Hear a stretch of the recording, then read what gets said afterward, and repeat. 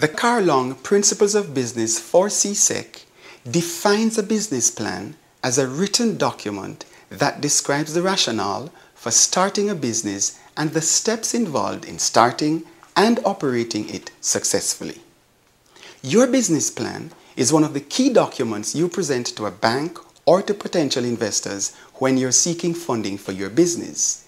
This document helps investors and lenders understand your vision and goals and explains how you're going to spend the money you borrow. In this video, Dr. Nurse has approached a lending institution to provide funding for his business, the Examination Tutor, a small tutoring service that he operates. Let's join the interview as Dr. Nurse wraps up his presentation and prepares to respond to some critical questions about his business plan. Listen carefully and note the things you should consider when you are developing your business plan. Mrs. Young, Mr. McCarthy, let me say in closing that the Examination Tutor has been doing well, has been making profit. We now want to expand our business operation to cater for the expected growth in the number of students requiring tutoring services. As you're aware, the Board of Education has cut back on their budget and it has left a gap. And the growing number of students who require tutoring services has been expanding. If all the assumptions hold and the projections are realized, I'm certain that it's going to be a profitable endeavor.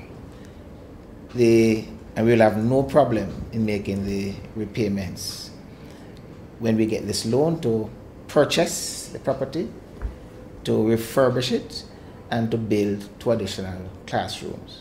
Certainly this is a profitable concern, and I need to mention that my brother has promised to give me a loan, equity loan, but my first preference, my choice really is to deal with your institution. Thank you, Dr. Nurse, for having the confidence in us to allow us to consider your business plan. You have obviously put a lot of effort into the development and preparation of this plan.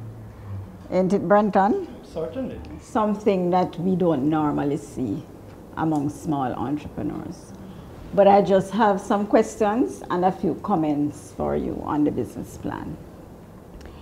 In your executive summary here, there are areas that could have been better placed. For example, under the heading Product, I would have loved to see information on the services that you provide. That should have been in your first paragraph and not in the last. Also, the information on the ID location of your business, payment plans and referrals, this is all part of your product and should have been included under product and not under information relating to the management team. Thanks for your kind comments, and I accept your observation and suggestions as it relates to the rearrangement of the information in the executive summary. This I will do when preparing the final document. With regards to your market analysis, the actual number of students you expect each year from the high schools in the area that you intend to serve must be forecasted. I would have loved to see a survey done in the area, including information such as the number of students who will be willing to pay for the service. I, in fact, carry out a sort of survey, but I must confess it was not very scientific.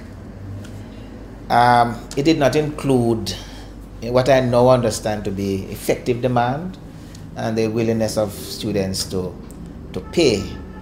But information relating to this, some of the information can be seen at Appendix 6. I would love to have seen a more detailed analysis of your main competitors. Competition cannot be ignored. Who are your competitors? What are their prices? What are their rates? What are their strengths? What are their weaknesses? What are your competitive strategies to gain advantage over competitors?